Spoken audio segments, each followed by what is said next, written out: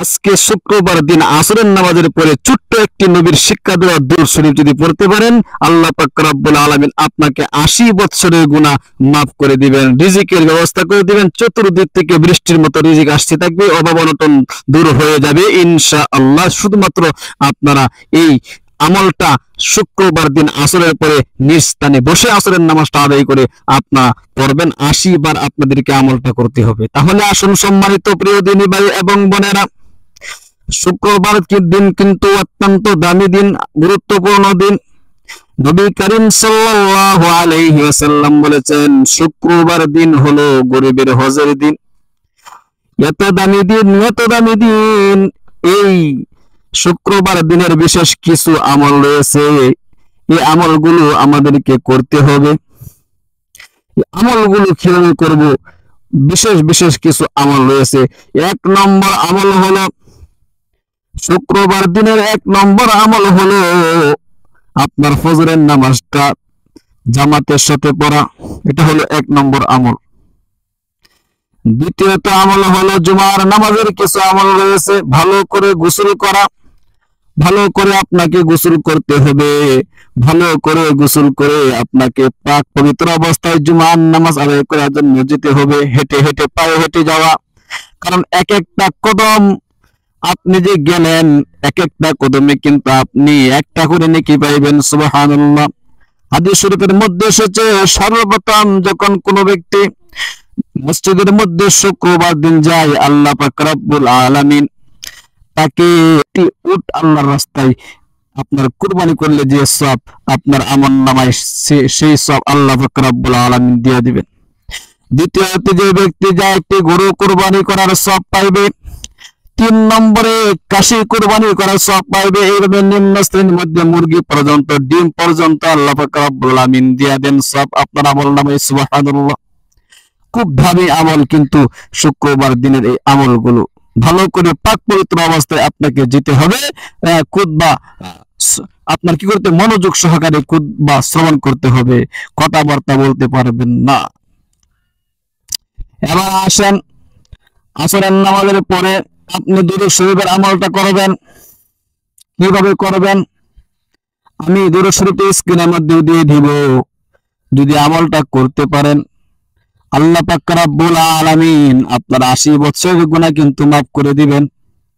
এক হিন্দু লোক 80 বছর ধরে সে মূর্তি সামনে নিয়ে সনম সনম সনম সনম বলে সে কি করে সনম সনম সনম সনম করে ঢাকে, কিন্তু কোনোদিন তার সনমে তো উত্তর দেয় না।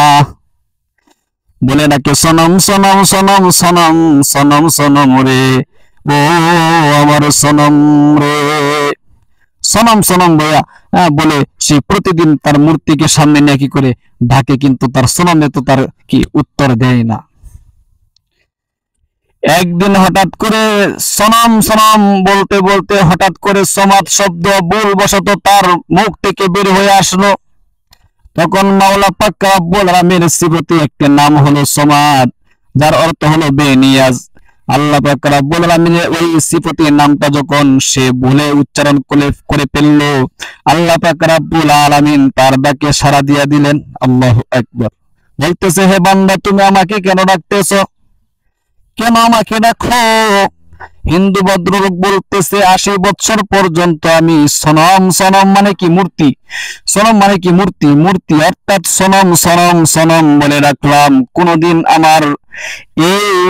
আমার ডাকে আমার সনমে উত্তর দেয় নাই। আজকে আমি ভুলবশত, ইচ্ছা করেও নয়, ভুলবশত আমি সমাদ শব্দ আমার মুখ থেকে উচ্চারণ হয়ে আসছে। এই সমাদ শব্দ বের হওয়ার সাথে সাথে আমার মাওলা পাক রব্বুল আলামিন আমার ডাকে সাড়া দিয়া বসছেন। সুবহানাল্লাহ, সুবহানাল্লাহ। এই জন্য সম্মানিত প্রিয় দিনী ভাই এবং বোনেরা, খুব গুরুত্ব সহকারে কিন্তু এই আমলটা করতে হবে। আসরের নামাজের পরে নিজ স্থানে আপনারা কি করবেন? এই নিজ স্থানের মধ্যে বসে 80 বার আপনারা এই দুরূদ শরীফটা পড়তে হবে। 80 বার দুরূদ শরীফটা পড়লে আল্লাহ পাক রব্বুল আলামিন আপনাদের 80 বছরের গুনাহ মাফ করে দিবেন। হিন্দু ভদ্রলোককে আল্লাহ পাক রব্বুল আলামিন এই সমাদ শব্দ বলার সাথে সাথে যখন আল্লাহ পাক যখন সাড়া দিয়েছিলেন, তখন সে বলতেছে যে আমি 80 বছর পর্যন্ত সনম সনম বলে ডাকলাম, সনমে ডাক আমার ডাকে সাড়া দিল না। আমি আজকে ইচ্ছা করে বলি নাই, ভুলবশত সমাদ শব্দ বলে ফেলেছি। একবার বলার সাথে সাথে আমার মাওলা আমাকে আমার ডাকে সাড়া দিয়েছে। সেই মাওলাকে ভুলে আমি এতদিন কি সনম সনম সনম সনম বলে ডাকলাম। সে তওবা তাসির করে মুসলমান হয়ে গেল। সুবহানাল্লাহ। আল্লাহ পাক তার জীবনের আপনারা জানেন ফিকহ শাস্ত্রের কিতাবের মধ্যে এসেছে যে কোন ব্যক্তি যদি মুসলমান হয়ে যায়, মুসলমান হওয়াটা তার পেছনের সমস্ত গুনাহগুলোকে খেয়ে ফেলে। কোন হিন্দু খ্রিস্টান বৌদ্ধ যদি মুসলমানের ছায়াতলে এসে যায়, তখন তার পেছনের সমস্ত গুনাহগুলো কি করে এই ইসলাম ধর্ম গ্রহণ করাটাই খেয়ে ফেলে তার সমস্ত গুনাহগুলোকে। আল্লাহ।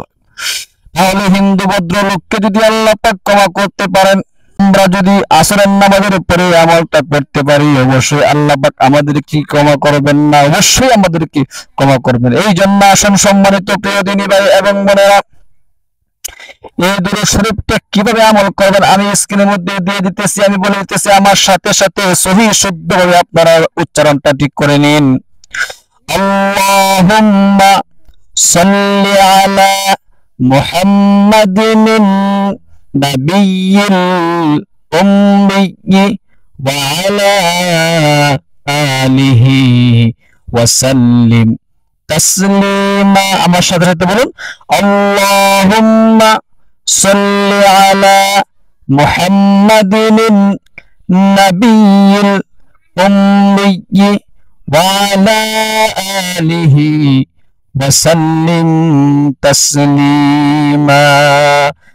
আপনারা 80 বার এই দুরূদ শরীফটা নিজ জায়গার মধ্যে বসে বসে ইনশাআল্লাহ আমল করবেন। শুক্রবার দিনের গুরুত্বপূর্ণ আমল কিন্তু এই দুরূদ শরীফ। ঠিক আছে, ভালো থাকবেন, সুস্থ থাকবেন। প্রতিদিন এরকম গুরুত্বপূর্ণ ভিডিও পেতে আপনারা চ্যানেলটাকে সাবস্ক্রাইব করে পাশে থাকা বেল আইকনটি অন করে দিবেন, যাতে করে প্রতিদিন আপনাদের নিকট দোয়া দুরূদ এবং মাসআলা মাসাইল যথাযথভাবে পৌঁছে যায় গুরুত্বপূর্ণ। আসসালামু আলাইকুম ওয়া রাহমাতুল্লাহ।